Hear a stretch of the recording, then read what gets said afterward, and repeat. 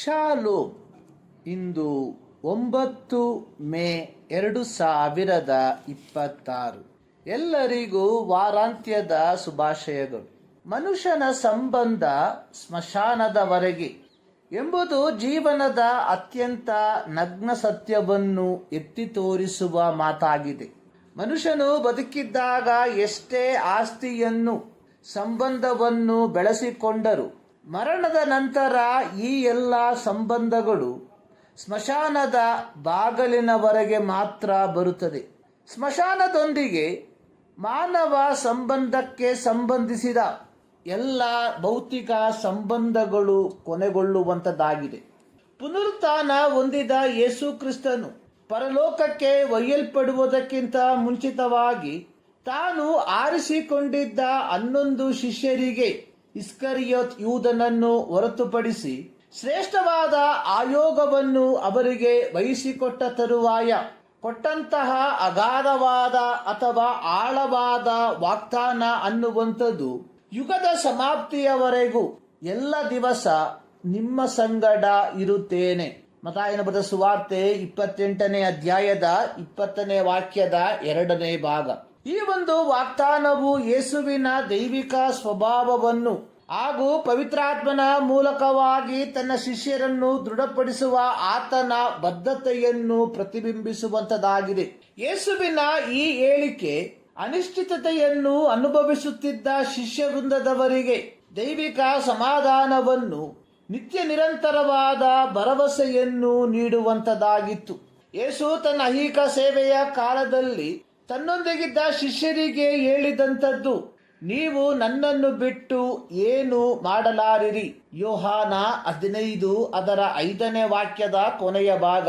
ಯೇಸು ಕ್ರಿಸ್ತನು ಅಪೊಸ್ತಲರಿಗೆ ಕೊಟ್ಟಂತಹ ದಯೆ ಅನ್ನುವಂಥದ್ದು, ನೀವು ಹೊರಟು ಹೋಗಿ ಎಲ್ಲಾ ದೇಶಗಳ ಜನರನ್ನು ಶಿಷ್ಯರನ್ನಾಗಿ ಮಾಡಿರಿ, ಅವರಿಗೆ ತಂದೆಯ, ಮಗನ, ಪವಿತ್ರಾತ್ಮನ ಹೆಸರಿನಲ್ಲಿ ದೀಕ್ಷಾಸ್ನಾನ ಮಾಡಿಸಿ. ಮತ್ತಾಯ 28 ಅದರ 19. ಹೀಗಿರಲಾಗಿ ಈ ಒಂದು ಆಯೋಗವನ್ನು ಪೂರ್ತಿಗೊಳಿಸುವುದಕ್ಕೆ ಯೇಸು ಕ್ರಿಸ್ತನ ಸಾನ್ನಿಧ್ಯ ಶಿಷ್ಯರಿಗೆ ಅತ್ಯವಶ್ಯವಾಗಿತ್ತು.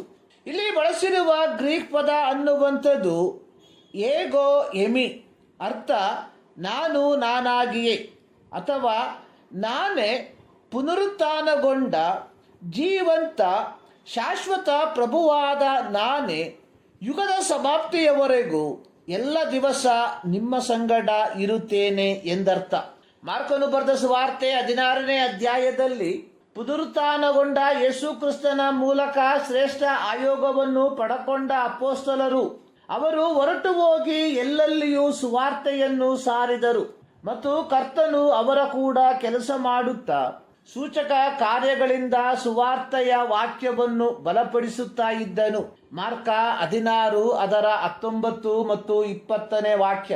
ಯೇಸು ಕ್ರಿಸ್ತನು ಅಕ್ಷರಿಕವಾಗಿ ಅಥವಾ ಐಹಿಕವಾಗಿ ಅಪೊಸ್ತಲರೊಂದಿಗೆ ಇರದಿದ್ದರೂ ಆತನ ಆಧ್ಯಾತ್ಮಿಕ ಸಾನ್ನಿಧ್ಯವು ಅಪೊಸ್ತಲರು ಸುವಾರ್ತೆ ಸಾರುತ್ತಿದ್ದ ಎಲ್ಲ ಸ್ಥಳಗಳಲ್ಲಿ ಅವರೊಂದಿಗೆ ಚಲಿಸುವಂತದ್ದಾಗಿತ್ತು ಅಥವಾ ಅವರೊಂದಿಗೆ ಇದ್ದಿತು. ಎಲ್ಲ ದಿವಸ ಎಂದು ಬರೆದಿರುವಂಥದ್ದು ವೈಯಕ್ತಿಕವಾಗಿ ಅಪೊಸ್ತಲರನ್ನ ತೆಗೆದು ನೋಡುವಾಗ ಅವರ ಜೀವಿತಾವಧಿಯ ಎಲ್ಲ ದಿವಸಗಳಲ್ಲಿ ಎಂದರ್ಥ. ಪಂಚಾಶತಮ ದಿನದ ನಂತರವಾಗಿ 12 ಮಂದಿ ಅಪೊಸ್ತಲರು, ಅಂದರೆ ಯೂದನಿಗೆ ಬದಲಾಗಿ ಆರಿಸಿಕೊಂಡ ಮತ್ತಿಯನು ಸಹಿತವಾಗಿ ಆದಿಮ ಸಭೆಯ ಇತಿಹಾಸದ ವೃತ್ತಾಂತದ ಅನುಸಾರವಾಗಿ ಅಪೊಸ್ತಲರು ಮೆಡಿಟೇರಿಯನ್ಸ್ ಪ್ರಪಂಚದಾದ್ಯಂತ ಭಾರತದವರೆಗೆ ಸುವಾರ್ತೆಯನ್ನು ಕೊಂಡೊಯ್ಯುವವರಾದರು. ಪೇತ್ರನು ಅಂತಿಯೋಕ್ಯದಲ್ಲಿ, ಆಸ್ಯ ಸೀಮೆಯಲ್ಲಿ, ಕಡೆಯದಾಗಿ ರೋಮ್ನಲ್ಲಿ ಸುವಾರ್ತೆಯನ್ನು ಸಾರಿದನು. ಆಂದ್ರೆಯನು ಕಪ್ಪು ಸಮುದ್ರ ಪ್ರದೇಶವಾದ ಸಿಥಿಯ, ಗ್ರೀಸ್ ಮತ್ತು ಏಷ್ಯಾ ಮೈನರ್ಗಳಲ್ಲಿ ಸುವಾರ್ತೆಯನ್ನು ಸಾರಿದನು.